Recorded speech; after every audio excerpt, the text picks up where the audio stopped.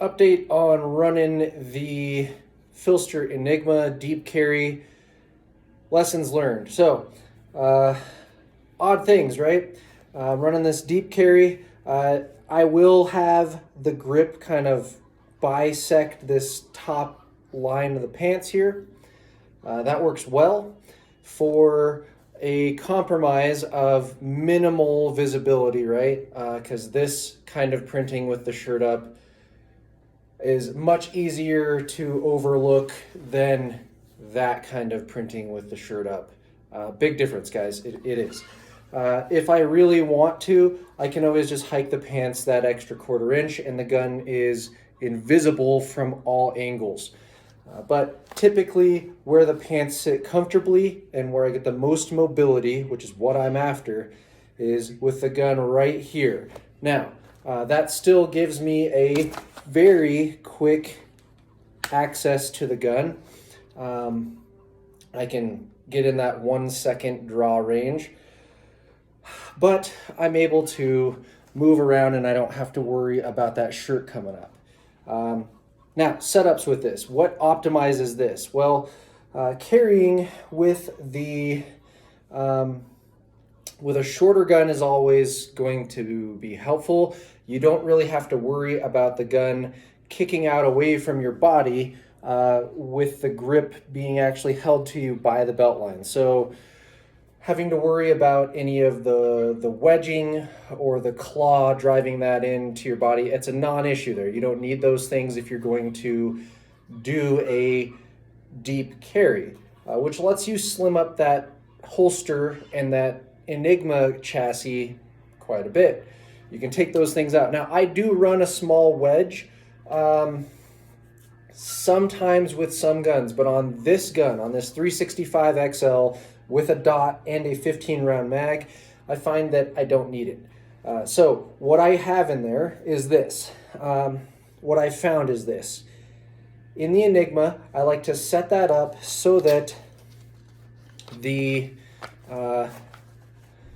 suspension is basically the bottom of that Enigma chassis is almost the bottom line of the holster. I like to have that right up high because, again, the pant line and the belt line are holding the gun in. Now you can see here, even with the pants down, I don't have to worry at all about that gun kicking out, but it's even less an issue when the pants are over it. Does it interfere with going to the bathroom? No, because that is really easy to do. In fact, I don't have to take it off at all. So, whatever I'm doing in the bathroom. I have found that carrying this, you can see this is actually, the mid of the grip is actually directly below the belly button. Most people you'll see carrying appendix, it is that side bias where the window of the optic is below the belly button. That is not a great option for deep carry. Directly centering that gun on the body is the best option that I've found, where I can get the muzzle end and where you would have a pad or a wedge, but that end of the holster, that wide body of contact area, is riding right at basically where the pelvis comes together. I'm riding the muzzle right on that bone structure there. That's what's most comfortable. Now, running that center line is what works best. I actually find that carrying a very skinny gun, obviously that's beneficial. So your Glock 19 is less easy to carry than your Glock 48, right? Your slim guns like the 365 is great for that. But even more important and maybe counterintuitive is that the longer guns, so measuring, I'm saying longer, let's say the taller guns are measuring from the grip to the top of the optic, that height actually helps conceal. This long length here conceals better in this deep carry position with having the pant line and belt line look like I have nice jacked flat abs going into the pants. Not only is it good concealment, it's aesthetically pleasing. If you carry a shorter gun, something like a 365 with the 10-round magazine, a really short gun, what you'll see is that you will get a little lump. So the gun is narrow and you see kind of the belt will bulge out and lump right there. So when I carry this longer gun with the stendo clip in there, it actually flattens that out. So a nice skinny but tall gun works really well for this deep concealment. As far as muzzle length or barrel length, slide length, it is not much of an issue in any slide length that is the 365xl or shorter. I will say with a Glock 19 length, it can be, and especially if you're going with something like, so when I put a threaded barrel on this 365xl with it protruding out the bottom of the holster, I can feel it poke sometimes and poke and pinch sometimes. With the papoose on there, that pinching is mitigated quite a bit because the papoose just makes everything slide much easier. Now, when I talk about that pinching and sliding necessary, I'm not talking about daily stuff, guys. I'm talking about my nerd stuff. My need to be able to go to like a deep ass to grass squat in any holster, in any outfit. When I do that, yeah, I can get pinching if that barrel is too long. But this right here, the 365xl, sits right there, and it actually rides. So a lot of you guys are saying that you don't like how it pokes you in the junk when you bend over, lean forward, or squat. Mine is actually riding just a little bit on top of where that stuff begins, and because of it riding on top, it can glide over the bulge, if you know what I mean. So that's how I'm accomplishing that. Now, for exterior stuff, this belt, you'll notice, this is an Amazon special floppy belt. That's what you want. I know John has gone into why that is a good choice. I'm just going to tell you, don't get a gun belt. Gun belts, especially with this deep carry technique, they suck a lot. They're extremely uncomfortable. They put a lot of more pressure on the gun when you lean forward. I want this to flex. I want this gun to move with my hips. I want my belt line to move with my hips. I want my pants to be able to do that glide with my pelvis as I go into squatting, sitting, kneeling, whatever. It's got to move. It's all got to move together. So when you put that thick, stiff belt on there, you're creating a lot of binding surface. No need for that.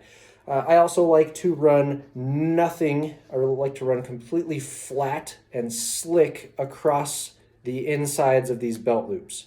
That means the buckle goes off to one side of my pelvis, and if I'm running a fixed blade in front of the midline, it's not in front at the 12 o'clock, it's more biased towards the 2 o'clock position.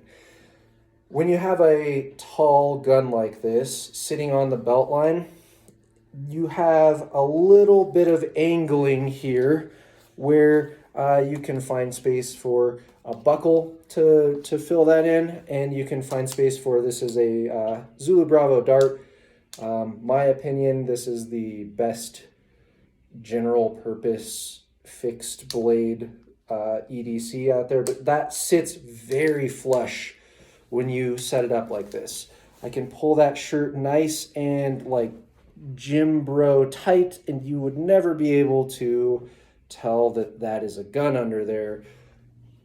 And at the same time, I have access to that gun very quickly, and you can see reholstering when you get this set up right is also not an issue. So stuff to think about, guys, when you're setting this stuff up. Give it a try. The benefits to deep carrying like this are immense. If you think about most self-defense conflicts starting with something like a wrestling match or a fist fight, having a deep carried gun that doesn't print when you might be getting your shirt jacked around like that, doesn't show as much. That's beneficial. Having a gun that is buried is very beneficial when you think about someone else trying to access your tools after maybe they've like shark bumped you and felt that tool on your waist. Also, the odds of them feeling that even in a wrestling encounter are much more minimal. Here, where it's all slick surfaces, just feeling the top of the belt line, much less likely that someone will feel that on you here than if you're carrying up. Yes, it's a compromise in speed. No, I'm not. I will never advocate or never say that this is exactly as fast as a gamered out high-rise appendix rig. But the difference between that draw from that gamer rig and this draw, for me, it's negligible. I don't care. It's I can still get my my face or eye box shot at 7 yards in less than 1.5 seconds with repeatability from this draw, from sitting, standing, whatever. Some have mentioned that can you actually get to this while standing? Well, I'm not going to stand, but there I'm bent. I can still get the grip. That would be the same bend as if I was in a seat. It'd be even less bend if I was in a seat and I kicked hips out. So, non-issue there. Benefits of that deep carry though, besides or outside of that entangled fighting environment, well, daily comfort, guys, because this rides lower than the belt line. When you think about doing daily tasks and bending over, you are pivoting at the belt line and at the pelvis. If you do a lazy man's like bend over or to tie your shoes, you're bending right at the belt line, which in an appendix rig, right, you guys have felt that discomfort when the gut tries to press into the gun. If you're doing a proper like bend, waist bend or squat, you know you're tilting at the pelvis, and you guys have all felt in appendix rigs when that holster on a belt binds to your upper torso and impinges the movement between your upper torso and your hip line. That is minimized with a deep carry setup.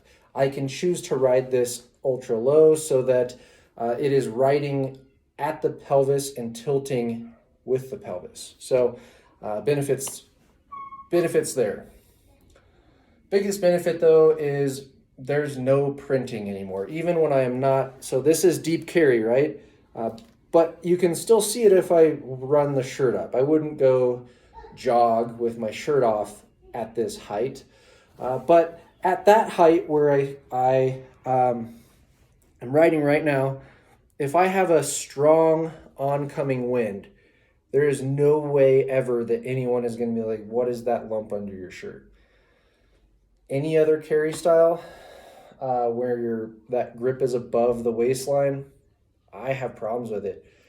Maybe that's just because I'm in a windier part of the country, but it always seems like I have that driving wind into me at the least opportune moments, the least convenient moments. So there's no printing with this. That's a big deal for me. That's a big deal when I'm out in public places with my family and I need to move naturally. I don't have to do I'm definitely not carrying a gun, stiff as a board, upright posturing anymore. I can just be me any way that I want to be. If I want to be slouchy, I can do that. If I want to kick my pelvis forward and like rock my gut back, I can do that. If I did that with any other appendix rig above the waist, you guys know there would be the grip sticking out no matter how I wedge that. Lets me be really, really lazy and free moving.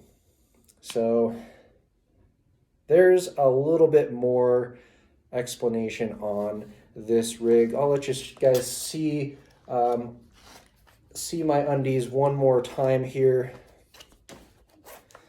So there is how the rig is set up, and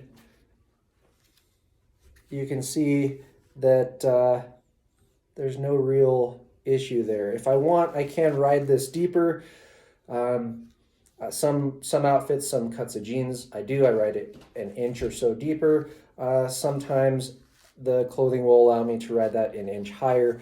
No matter what, though, that grip, what I found is always most comfortable right just peeking out of the belt line. If I have supreme concern for concealment, that is easy, and that will stay there. Right? Now, some of you guys have said that my belt is super loose while I do this. There's no way I'm pulling my pants down. If I yank on that as hard as possible, anywhere, it just peaks out to that level that I'm talking about. So no, the pants are not loose. That's just me being comfortable, and you can see that I'm comfortable.